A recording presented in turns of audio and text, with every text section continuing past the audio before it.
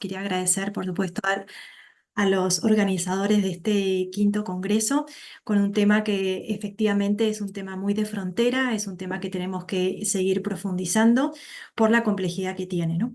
Bien, y también por supuesto quería agradecerles ya a ustedes por estar aquí presentes. Voy entonces a compartir la pantalla, así pueden seguir la presentación. Para delincuentes, para torcidos, te lo he dicho, para este mala leche como... Esos monos.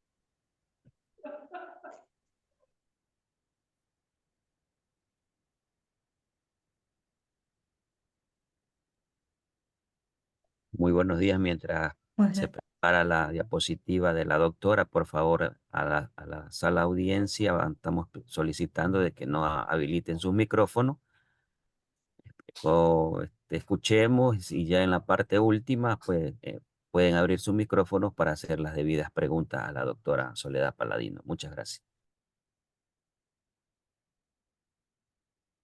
Disculpen, tengo como un poco trabada, no me deja abrir presentación. No sé si es...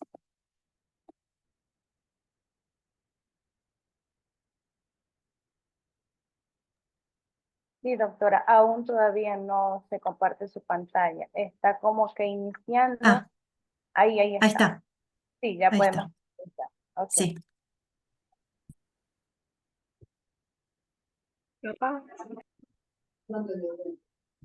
Entendido. Subir el volumen.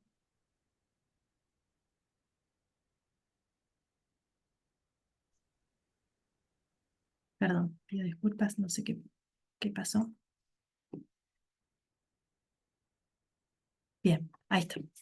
Bueno, muy bien. Entonces el tema que nos convoca es cuidado de enfermería e inteligencia artificial, una reflexión necesaria.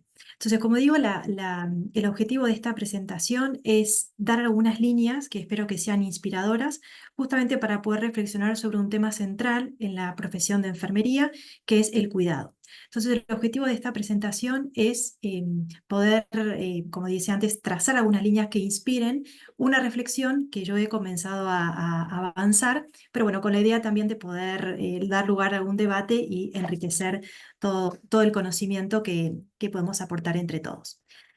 Bien, como sabemos, la inteligencia artificial es una de las ramas más antiguas de la investigación en programación de computadoras. Ya en 1956, John McCartney acuña una primera definición como la ciencia y la ingeniería para fabricar máquinas inteligentes. En 2008, Bertin y Curtis, por ejemplo, proponen una definición un poquito más operativa, como por ejemplo el estudio y el diseño de agentes inteligentes, donde se considera un agente inteligente aquel sistema que tiene capacidad para percibir su entorno y tomar acciones que maximicen sus posibilidades de éxito. Sin embargo, lo que se consideran comportamientos inteligentes ha ido variando a lo largo del tiempo. Efectivamente, hay quienes consideran que actualmente la inteligencia artificial es una categoría muy amplia que incluye diversas funciones, como por ejemplo el análisis de datos, lo que se conoce como el data analytics, el machine learning, el lenguaje natural procesado, también natural language processing, y el reconocimiento de voz, entre otras tantas. Como sabemos, en el año 2006, la inteligencia artificial entra como en un tercer boom, justamente gracias a la aparición del Deep Learning Algorithm, que el Deep Learning Algorithm da una gran autonomía al sistema.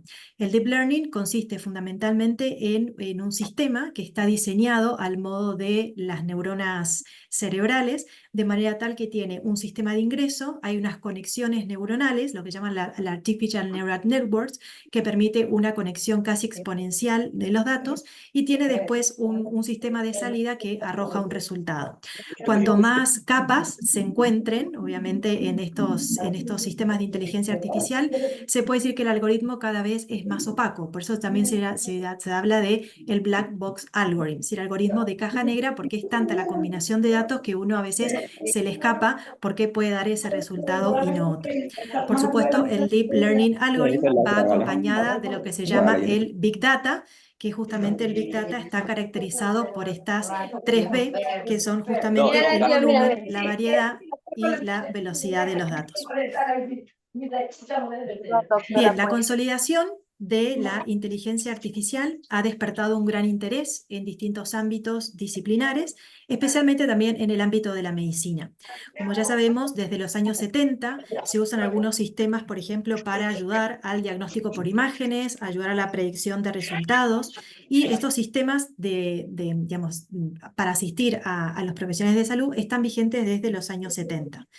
Pero como sabemos, la aplicación de la inteligencia artificial en la medicina toma un gran impulso en los años 80, gracias a que se consolida dentro de la Asociación Americana de Inteligencia Artificial un grupo especialmente dedicado al estudio y a la aplicación de estas tecnologías en el ámbito médico.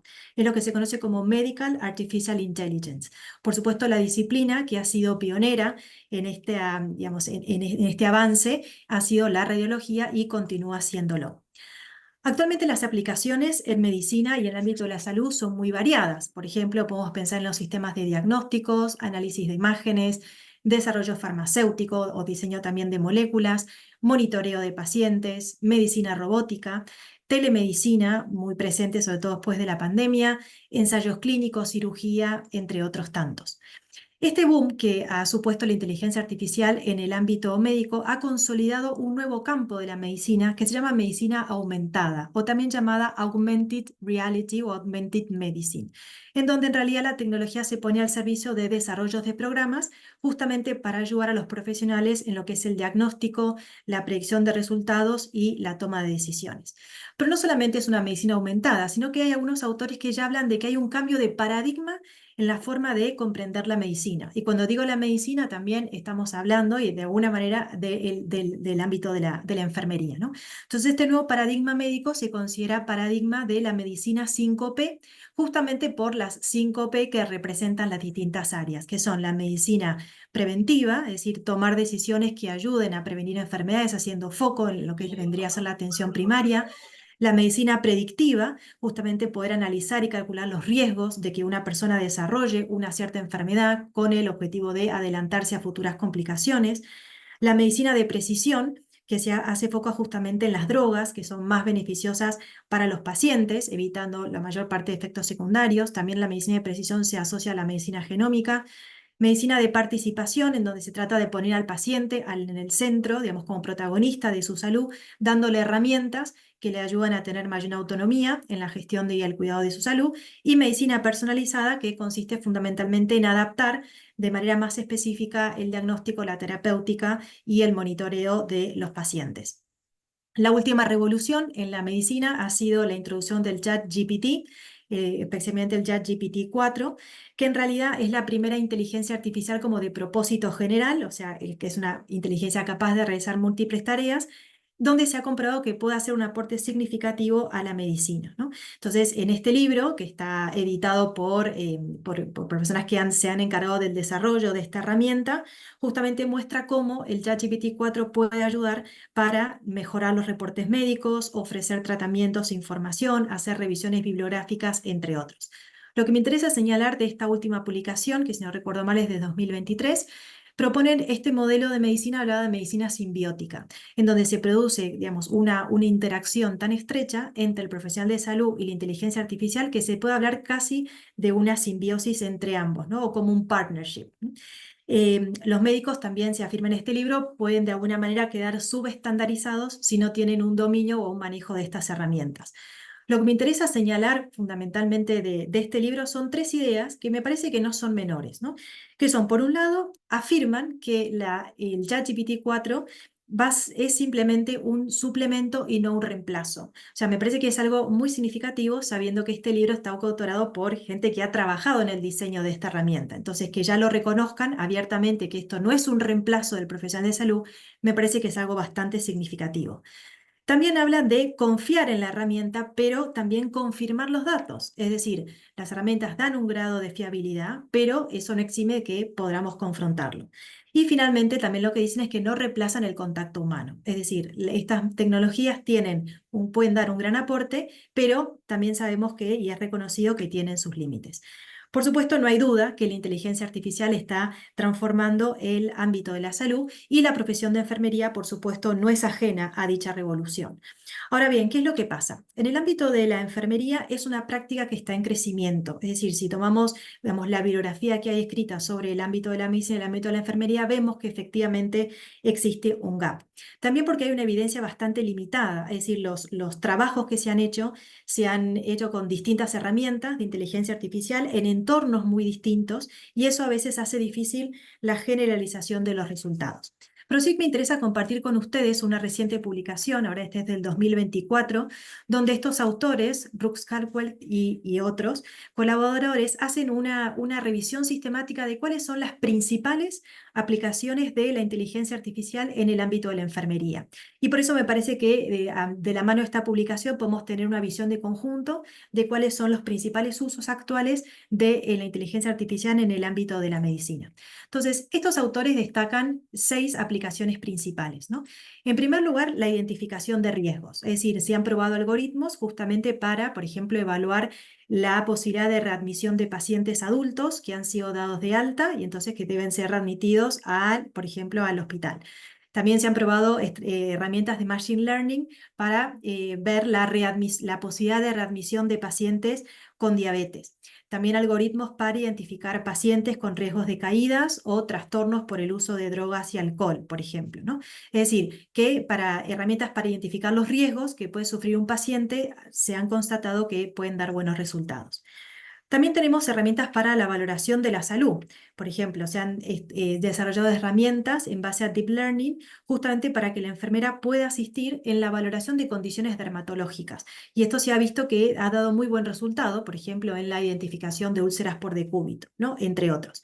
También otros sistemas para evaluar pacientes de manera remota o pacientes inmunosuprimidos para tener una actualización de los datos o pacientes que necesitan atención sanitaria en áreas especialmente alejadas, ¿no?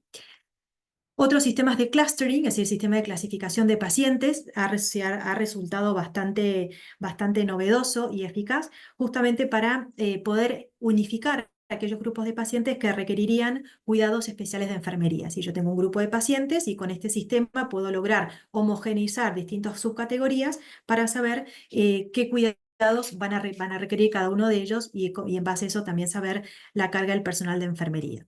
Bueno, por supuesto, todo lo que es el ámbito de la investigación, esto es un área que generalmente suele ir por delante, aunque desde el punto de vista empírico hay pocos estudios todavía. Esta revisión sistemática que mencionaba recién solamente menciona un estudio que trata de adultos mayores con enfermedades crónicas y cómo estas herramientas pueden ayudar al desarrollo de la investigación en este sector. También tenemos mejoras en la prestación y en la atención de los registros médicos, por ejemplo, ¿no? Utilizar inteligencia artificial para mejorar la atención a todo lo que es, digamos, el sistema de historias clínicas o de registros, mejoras en todas las cuestiones administrativas y en la calidad de los servicios brindados, tecnologías para el reconocimiento de voz que permiten y facilitan y agilizan todo lo que es el trámite de la documentación, tecnologías que contribuyen también a integrar distintos datos relevantes del paciente, datos genómicos, sociodemográficos, de manera tal que facilitan una toma de decisiones, etcétera, ¿no? Y por último, lo que puede ser más interesante es aquellas herramientas que ayudan a elaborar un plan de cuidados de enfermería, ¿no? Este estudio, esta revisión sistemática menciona 4 estudios en donde se han utilizado distintas herramientas de inteligencia artificial para mejorar el plan de cuidados, ¿no? Entonces, por ejemplo, muestran cómo el ChatGPT se utilizó para diseñar un plan de cuidados para pacientes que requerían tratamientos de salud mental y hablaba del límite y la asertividad que también tenía el ChatGPT.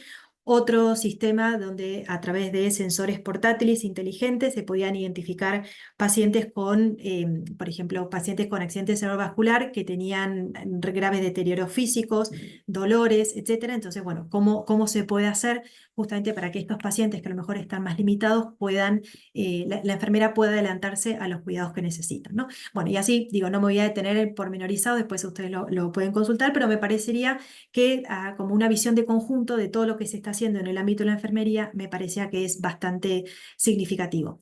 Por supuesto que si uno ve la bibliografía, también, también se reconoce que la inteligencia artificial puede salir al paso, por ejemplo, cuando uno no tiene experiencia en una cierta área, y sobre todo lo que también se reconoce es que la inteligencia artificial puede facilitar mucho todo lo que son los trámites administrativos.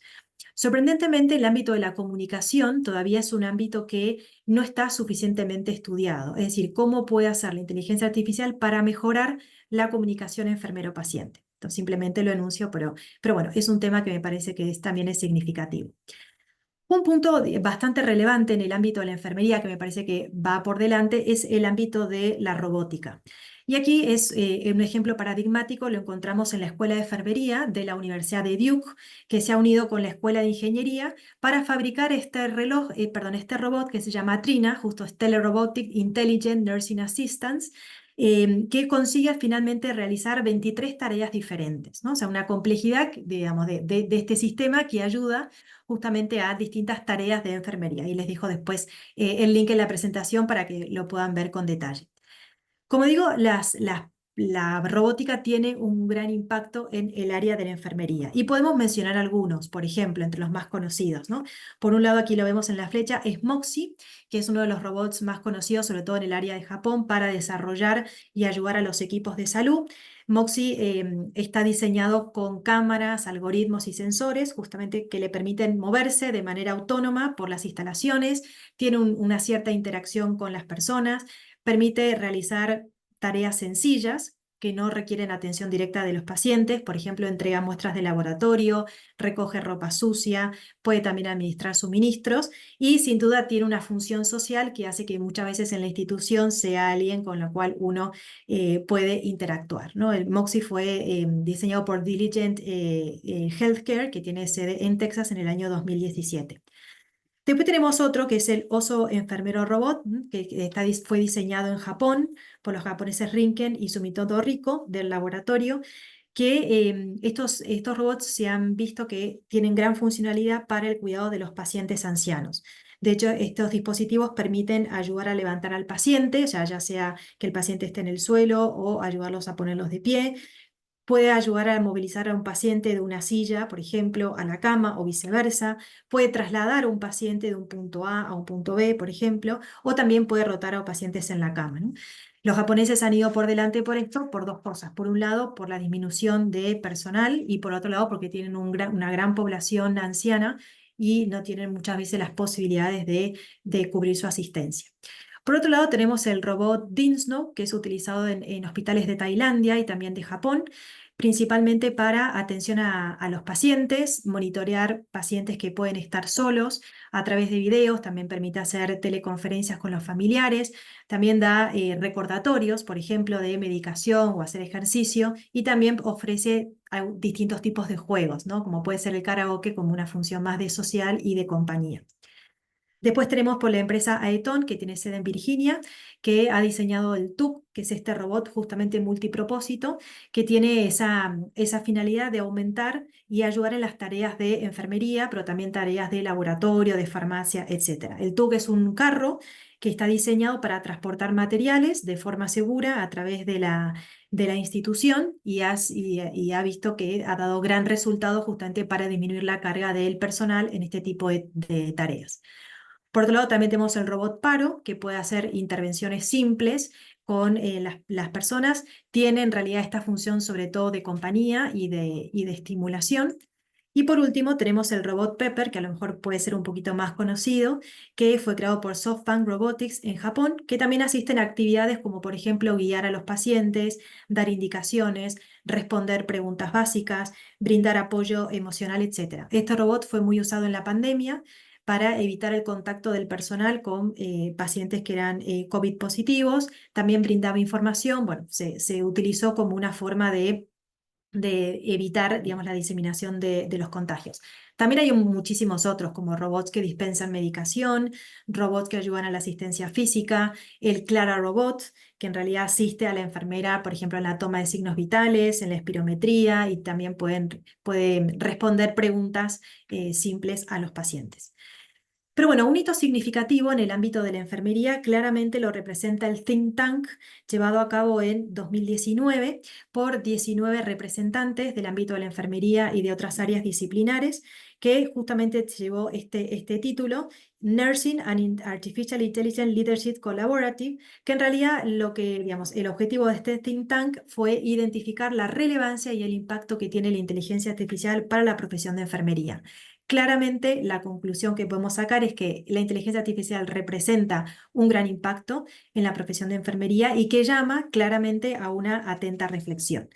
Dentro de las conclusiones, simplemente voy a mencionar una que me parece que es la más significativa y reza de esta manera. Dice, las enfermeras deben participar en todas las etapas de la inteligencia artificial, es decir, desde el desarrollo hasta la implementación. Además, deben adoptar un rol conductor para determinar qué aspectos de la atención de enfermería se pueden delegar, así como ser actores claves en la introducción de dichas tecnologías en el sistema de salud. ¿Sí? O sea, lo que está diciendo es claramente la enfermería tiene que tener un protagonismo muy grande en lo que respecta a estas tecnologías, desde el diseño, vamos a decir así, de políticas, hasta justamente la aplicación al lado de la cama de pacientes. Es posible afirmar, por lo tanto, que la disciplina de enfermería enfrenta cambios paradigmáticos relacionados con la tecnología digital, así como veníamos diciendo lo que sucede análogamente en el ámbito de la medicina. Simplemente compartir con ustedes, hay como dos grandes teóricos que ya están transitando, digamos, este cambio paradigmático a nivel más teórico, que son, por un lado, Loxin, que propone este paradigma de enfermería, Theory of Technological Competency as Caring in Nursing, que en realidad lo que propone este paradigma es que la enfermería es como el mejor ejemplo de esa coexistencia entre lo que es la tecnología y lo que es el cuidado. En consecuencia, este autor teoriza que el cuidado tiene que calificarse como o puede comprenderse como una relación aumentada por los beneficios de la tecnología, ¿no? Así como si hablábamos de un augmented reality in medicine o augmented medicine, bueno, este autor propone un augmented care con respecto digamos, al cuidado de enfermería. Y por otro lado, en una línea similar, encontramos otro autor que se llama Tanioka, que propone este paradigma TETRON, que es justamente Transactive Relationship Theory of Nursing, que en realidad lo que hace es presentar una teoría de enfermería centrada en la relación entre los robots humanoides, ¿no? Sobre todo más centrada en la robótica, y justamente las personas humanas, ¿no? Y los pacientes que son los destinatarios de los cuidados, ¿no? Entonces, al igual que Loxin, Tanioka sostiene que la práctica de la enfermería y el cuidado son potenciados por estos humanoides de enfermería. O sea, que de alguna manera ambos autores incluyen dentro del paradigma del cuidado la participación de ya sea la inteligencia artificial o la robótica. Ahora bien, sorprendentemente, como en esta atmósfera, vamos a decir así, de optimismo tecnológico, emerge obviamente un interrogante fundamental, que es ¿cómo puede la enfermería seguir siendo relevante en este paradigma en donde aparentemente los humanoides pueden hacer muchas más cosas y a lo mejor con más precisión, ¿no? Esta es una pregunta que me parece que está muy bien planteada en este artículo por Pepito y también por Loxin, que justamente preguntan esto, ¿no? ¿Cómo puede seguir siendo relevante la profesión de enfermería frente a todo este paradigma, ¿no? Claramente, si uno va a la bibliografía, hay un consenso en que las tecnologías de inteligencia artificial no van a reemplazar al profesional de salud. Eso también en el ámbito de la medicina está muy claro, ¿no? Pero sin embargo, esto llama en causa a la enfermería a reflexionar y también a participar activamente en esas decisiones sobre qué aspectos de la práctica de enfermería pueden ser delegables a la tecnología y cuáles no, y cuáles aspectos también pueden verse potenciados o aumentados por la tecnología. Por eso es que, a mi modo de ver, una respuesta a semejante pregunta tiene que ir necesariamente acompañada de una reflexión sobre la ontología de la enfermería. Es decir, si no queremos caer en una posición funcionalista, simplemente decir, bueno, esto se puede reemplazar y esto no, tenemos que pensar, bueno, ¿qué es la enfermería? O sea, ir a la esencia, ¿no? A lo que es la ontología más profunda, ¿no? Y en efecto, como bien sabemos, la práctica o la introducción de la inteligencia artificial llama en causa claramente esta pregunta. Y esta pregunta que nos lleva a la ontología de la enfermería, es decir, que nos lleva a justamente lo que es la esencia de la enfermería, lo que la distingue del resto de las disciplinas, es justamente el cuidado, ¿no? Hay muchos teóricos de la enfermería que ustedes seguramente conocerán muy bien. Una de ellas, que a mí me gusta particularmente, es Jim Watson, en donde dice que el cuidado es la esencia de la enfermería, ¿no? O sea, la enfermería no es una suma de tareas, sino que la enfermería implica cuidar, ¿no? Por lo tanto, a la hora de responder a esta pregunta, si las enfermeras van a seguir siendo relevantes o no, esta pregunta nos remite directamente a lo que es la esencia del cuidado, ¿no? Entonces, Jean Watson, por ejemplo, en este libro Assessing and Measuring Caring, ella dice, ¿no? La aprehensión del cuidado es complicada, especialmente cuando la cultura biotecnológica dominante tiende a centrarse en indicadores externos de tratamiento y curación. El cuidado a menudo permanece en segundo plano, ¿no? Como diciendo, a veces nos podemos centrar en simplemente tareas o cuestiones que hay que realizar, pero lo que es la pregunta, bueno, pero ¿qué es cuidar en su esencia más intrínseca? A veces puede quedar un poquito relevado. Bien, entonces podemos pensar, ¿no? ¿Es posible pensar en un nuevo paradigma de la enfermería, digamos, dentro de este universo digital? Y aquí quería compartir con ustedes brevemente esta publicación de Rubens, donde justamente dice cuáles son los desafíos que enfrenta la enfermería en la era digital, y él propone o pasa revista de tres posibles paradigmas, ¿no?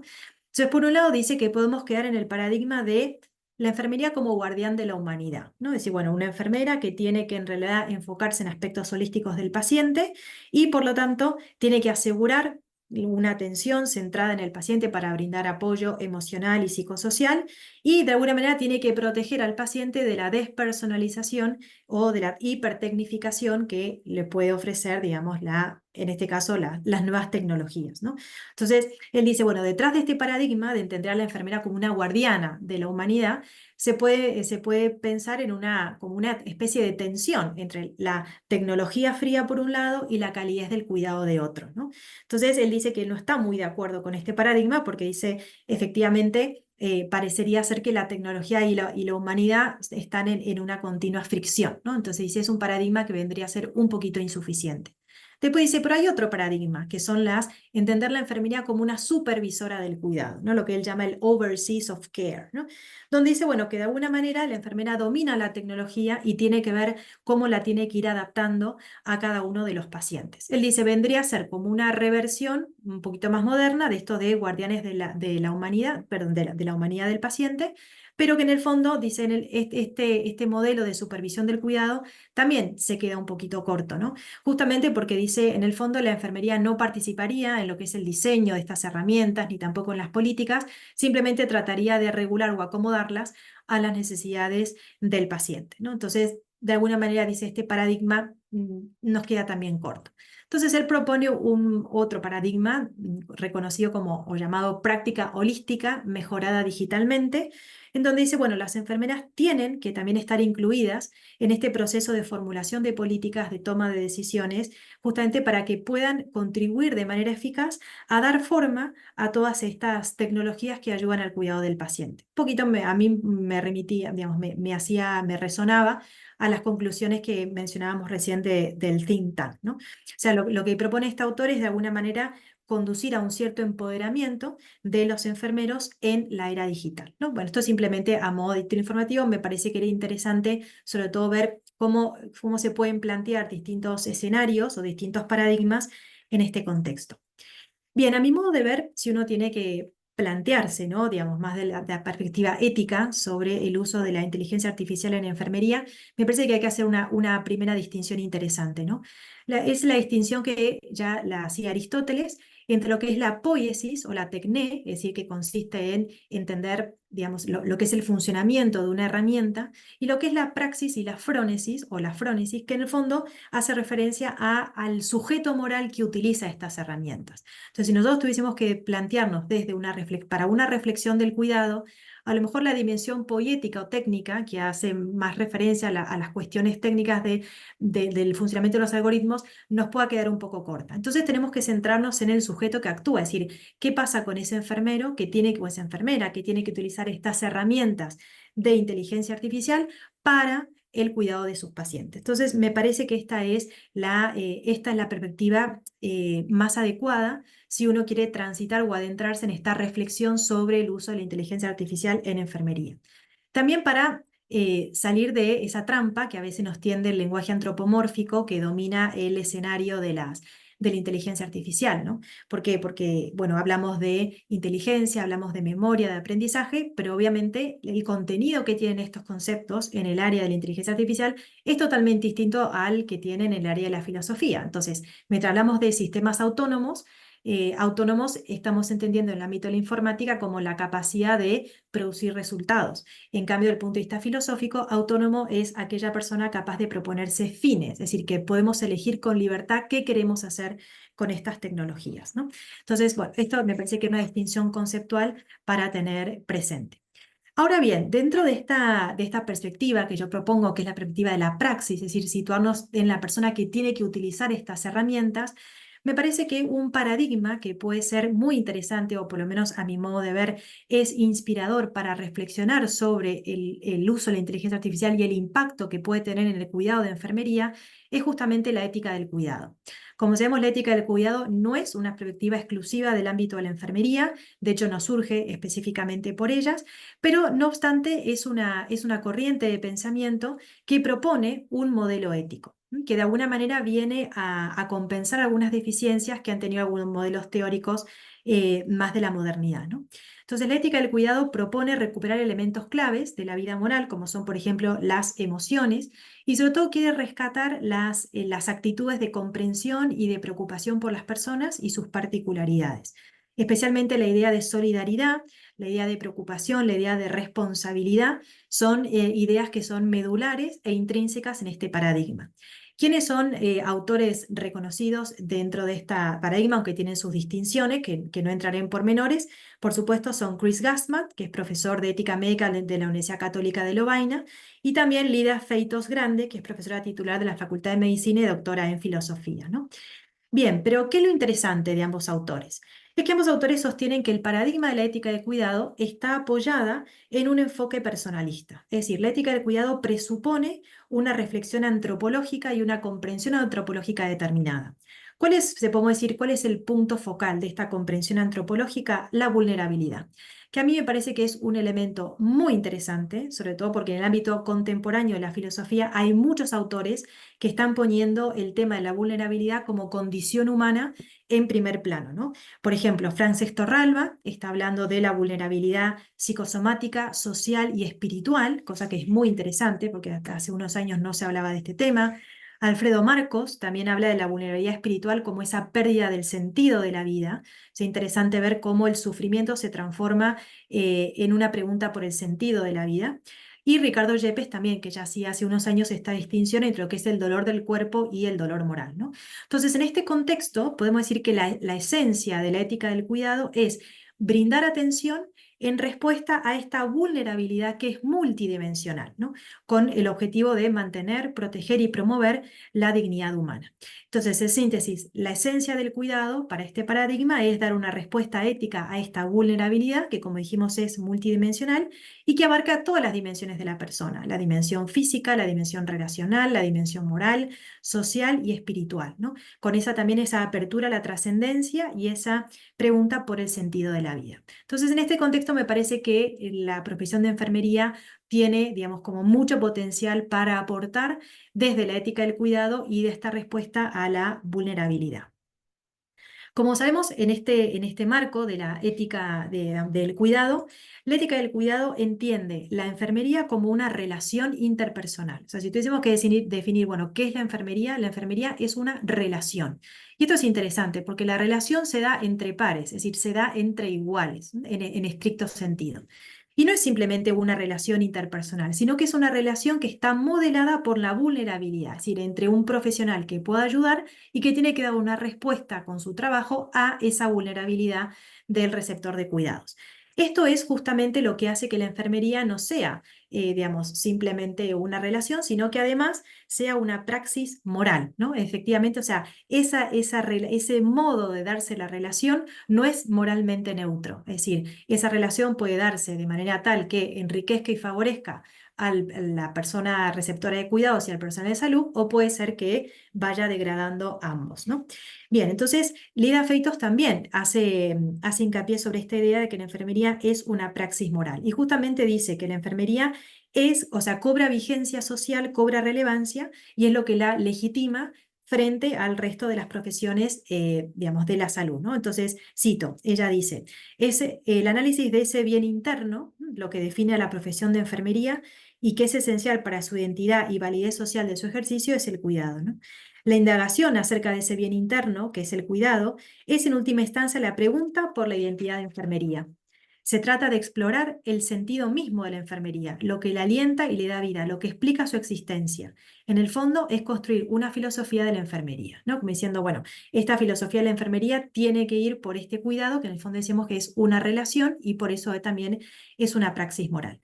Bien, y si decimos que la enfermería es una praxis moral, está relacionado con el fin. Es decir, bueno, ¿cuál es el fin de la enfermería? Gassman dice que el fin de la enfermería es el buen cuidado, ¿no? Lo que llama el good care, ¿no? O sea, dar un cuidado holístico y un cuidado integral, que a su vez está apoyado en dos pilares, que son, por un lado, el comportamiento cuidadoso, lo que él llama el caring behavior, y por otro lado, la relación de cuidado, ¿no? Lo que llama el caring relationship, ¿sí? Son como las dos pilares que sostienen justamente este buen cuidado, ¿no? También en esta línea, Pesina, uno de los autores, justamente decía, la nueva frontera de la inteligencia artificial y de la robótica nos hace preguntar por el sentido de nuestras relaciones. ¿Qué es lo que entendemos por una relación de cuidado? ¿No? O sea, me parece que aquí también tenemos como este modelo teórico nos da mucho material para ir por aquí, ¿no? Esto lo voy a pasar muy rápidamente. Leida Feitos, ella menciona cuáles son, digamos, las características fundamentales que tiene que tener esta buena relación de cuidado para conseguir este bien interno digamos, del good care, ¿no? Que son el respeto a la realidad, la actitud de cuidado, el diálogo, la colaboración. Bueno, les dejo la cita, la autonomía y responsabilidad, digo, simplemente como digamos, pilares también que contribuyen a delimitar lo que es la praxis moral. Bien, entonces, para llegar ya a la conclusión, entonces, ¿es posible trazar un paradigma para la reflexión del uso de la inteligencia artificial en la medicina? Sí, ¿no? Y este paradigma tiene que ser, o ese camino lo podemos trazar a través justamente de la ética del cuidado. Y en su reciente investigación sobre la epistemología del cuidado, Marta Bertolaso explica, ¿no?, que por su propia naturaleza el cuidado es algo particular. ¿Por qué? Porque involucra a una persona concreta que es una unidad narrativa, es decir, que es una amalgama entre tres dimensiones: la dimensión funcional, la dimensión holística, podemos decir, y la dimensión contextual. O sea que la relación de cuidado de alguna manera toca a la persona en su totalidad, porque implica hacerse cargo, justamente como decíamos antes, de esa vulnerabilidad multidimensional, ¿no? Ahora bien, en contraste con esta perspectiva del cuidado desde como una tercera persona, si el cuidado solamente visto del punto de vista funcional, la perspectiva de la primera persona, o sea, la perspectiva de la ética del cuidado, la perspectiva que ve la enfermería desde esa experiencia vivida de la enfermedad, nos permite justamente pensar cómo las herramientas de la inteligencia artificial nos pueden ayudar a hacernos cargo de esta perspectiva. Claramente, la inteligencia artificial por sí misma no puede hacerse cargo de esta perspectiva. ¿Por qué? Porque la inteligencia artificial, como bien dijimos, no tiene esa capacidad de comprender el sentido. O sea, la inteligencia artificial se maneja de manera sintáctica, o sea, maneja símbolos, pero no tiene semiótica, no tiene semántica, o sea, no tiene la capacidad de comprender la relación que estos símbolos tienen entre sí, ¿no? ¿Eso qué quiere decir? Que los datos fácticos que podemos recabar de los pacientes son cuantificables, pero por sí solos no nos dan un acceso a la situación real y existencial del paciente. Miden muchas variables, pero no nos permiten captar el contexto en donde estas variables justamente se dan, ¿no? O sea que la complejidad del fenómeno de la enfermedad no podemos reducirla a una serie de variables cuantitativas con el riesgo que tenemos de, como decíamos antes, despersonalizar al paciente y por supuesto, no responder a estas dimensiones que no son puramente cuantificables, como son la dimensión del sentido que decíamos antes, ¿no? Por eso es que la aprehensión de esta experiencia vivida de la enfermedad, de esta dimensión multidimensional, es fundamental justamente para que el personal de enfermería tome decisiones razonables y éticas, que van a ser así en la medida en que se ocupe de la totalidad de la persona. Por lo tanto, es que la profesión de enfermería, por su misma naturaleza, escapa de este paradigma poético del que hablábamos antes, que en el fondo es un paradigma que no deja de ser reductivo. Bien, este buen cuidado, por supuesto que decíamos que se articula del comportamiento cuidadoso y la relación de cuidado. A su vez, la relación de cuidado tiene como dos dimensiones, ¿no? Por un lado está el preocuparse por, ¿no? Lo que es el caring about, y el cuidar de alguien, el también llamado caring for, ¿no? Entonces, con estas dos dimensiones, que son intrínsecas a la relación de cuidado, hay algunos autores que realmente argumentan, digamos, que efectivamente el robot nunca va a poder reemplazar el cuidado de enfermería. Justamente, ¿por qué? Porque no responden, la capacidad de interactuar de los robots, no responden a estas dos dimensiones que tienen la relación de cuidado. Es decir, los robots no tienen la capacidad de preocuparse por alguien, es decir, no pueden entablar una relación significativa con los receptores de cuidado, por lo que decíamos antes, porque no pueden hacerse cargo de esta vulnerabilidad multidimensional y todas las dimensiones contextuales. Por lo tanto, dicen que la relación de cuidado se vería interrumpida, o sea, se podría entender el cuidado solamente en sentido unidireccional, enfocado exclusivamente en los aspectos técnicos e instrumentales, pero rompiendo en su naturaleza lo que es la relación de cuidado. Y también Gatzman dice por su parte que la calidad moral del proceso de cuidado que involucra justamente a los cuidadores y a los receptores del cuidado hace surgir bienes que son valiosos tanto para el profesional como para el paciente, ¿no? Entonces Gatzman habla ahí, por ejemplo, de la empatía, la dignidad, la atención, o sea, un montón de bienes humanos que se ponen en relación en esta relación de cuidado. Bien, y ya para llegar a la conclusión, simplemente mencionarles que la American Nurses Association en el 2022 ha sacado una declaración sobre el uso ético de la inteligencia artificial en la práctica de la enfermería. Simplemente mencionar que tiene varias dimensiones, esta declaración que en el fondo es muy breve, pero que lo que hace es digamos, situar cuál sería el rol de la enfermería en cada una de estas dimensiones. Entonces, por ejemplo, habla de las consideraciones metodológicas, entonces dice que los algoritmos tienen que ser robustos, confiables, etcétera, y cómo la enfermería puede colaborar en esta dimensión de diseño de algoritmos. Habla también de la justicia, la imparcialidad y la equidad, o sea que a veces estas tecnologías no nos pueden llevar a una brecha digital y cómo se pueden subsanar estas cuestiones. También de los datos y la informática, sobre todo lo que compete el cuidado y la salvaguarda de los datos de los pacientes, y después algunas consideraciones regulatorias. A mi modo de ver es una declaración interesante, pero como decíamos antes, me parece que se centra más en los aspectos poéticos y deja de lado un poquito, digamos, lo que es la perspectiva de la praxis, es decir, qué pasa con el profesional de salud que tiene que utilizar estas herramientas para conseguir ese fin, ese telos, que es justamente el buen cuidado. Bien, y también, y por último, quería proponerles este artículo de Baron Sanz, que también es bastante reciente. Baron y Sanz, que hacen una distinción interesante entre lo que es el cuidar con mayúscula y cuidar con minúscula. Entonces ellos dicen, el cuidar con la mayúscula es una suma de cuidados. Dicen, cuidar supone algo tan inconcreto como asistir, atender, prestar apoyo, y a la vez algo tan preciso como cubrir la base de la pirámide jerárquica de las necesidades que propuso Maslow. Cada uno de estos cuidados tiene un valor instrumental para preservar y promover la dignidad. Sin embargo, el cuidado con mayúsculas, es decir, el cuidado esencial, es el que sí se puede considerar como un fin en sí mismo porque presupone el ethos fundamental de lo humano, ¿no? O sea, dice, bueno, podemos hacer una distinción entre lo que es el cuidar con la mayúscula y el cuidar con minúscula, que se puede reducir a una serie de cuestiones más técnicas. Entonces, pensando esto que decíamos antes de la ética del cuidado, a mi modo de ver, podemos concluir que el cuidado con mayúscula no es algo tecnificable y por lo tanto, como no es algo tecnificable, no va a poder ser sustituido por algoritmos o por robots, ¿no? La tecnología sí que puede ayudar a los cuidados con la minúscula, que son cuidados instrumentales, ¿no? En la medida que están integrados en ese cuidado con mayúscula.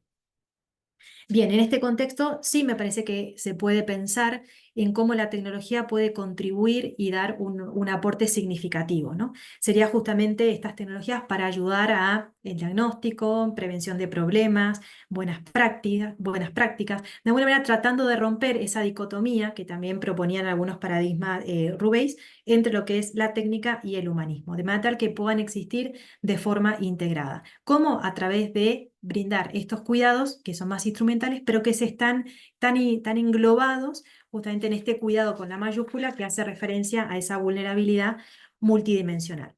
Y por último, Gassman sí que dice que el cuidado es muy sensible al contexto y que por lo tanto en esta perspectiva los robots, ya sea los robots de asistencia, los robots que cooperan, etcétera, también son parte del contexto y que se pueden y que hay que englobarlos en esta relación de cuidado, ¿no? Es innegable que muchas veces pueden asistir, complementar y fortalecer claramente dos distintos cuidados, pero tomándolos así como parte de ese contexto de cuidado, ¿no? De manera tal que puedan contribuir a ese cuidado con mayúscula que obviamente no va a ser, no va a poder ser nunca reemplazado.